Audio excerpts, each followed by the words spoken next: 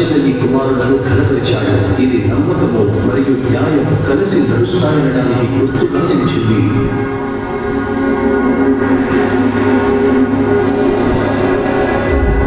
జాగ్రత్తగా పరిశీలన చేస్తే దావీదు చెప్పినట్లుగా దావీదు దుఃఖంలో ఉన్నటువంటి అమ్మాయిని పెళ్లి చేసుకుంటే రాజ్యాన్ని సందర్శించుకోవచ్చు.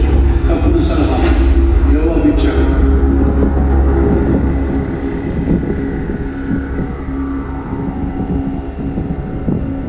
సమాధానముగా వచ్చాను, నీతో చెప్పాల్సిన విషయం ఉంది. రాజ్యం నాదే, కానీ ఇప్పుడు అది నా సహోదరుడిది. దయచేసి రాజైన సొలొమోనును అడుగు, అతడు నిన్ను తిరస్కరించడు. శూన్యమీయురాలైన అబీషగును భార్యగా ఇవ్వమని చెప్పు.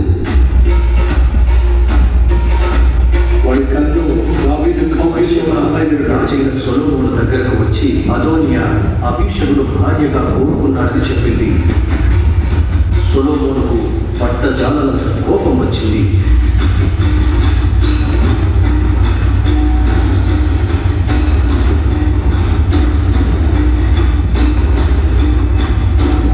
బెనయాను పిలిచి అదోనియాను వధించమని ఆజ్ఞాపించాడు.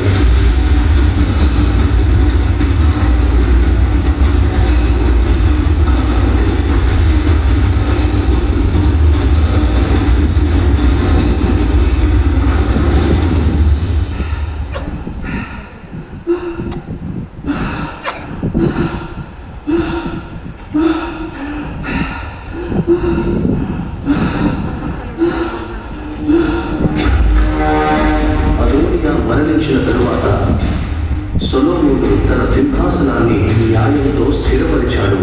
నిరపరాధ రక్తాన్ని చిందించి అదోనియాకు తోడైన యోయాబు బెనయా చేత చంపబడ్డాడు. అబ్యాతారు యాజకుడుగా తొలగించబడ్డాడు. అతని యాజకత్వం శాశ్వతంగా ముగిసింది. బెనయా రాజాజ్ఞ ప్రకారం సిమియిని సంహరించాడు. ఇలా సొలొమోను రాజ్యం స్థిరపడింది. సొలొమోను రాజ్యం ఏమైందట? స్థిరపడింది. ఎంతమంది ఏడ్చారు?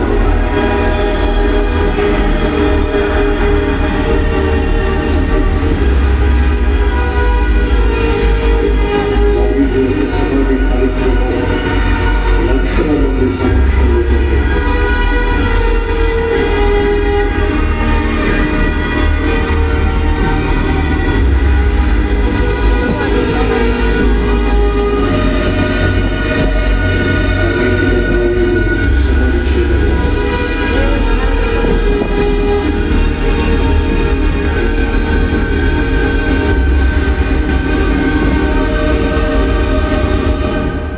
నగరమంతా 30 రోజుల పాటు విందులు పాటలు లేకుండా నిశ్శబ్దంగా దుఃఖించారు.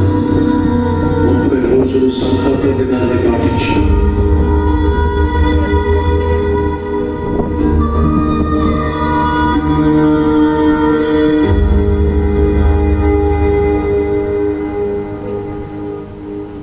ఆ రీతిగా మరణించిన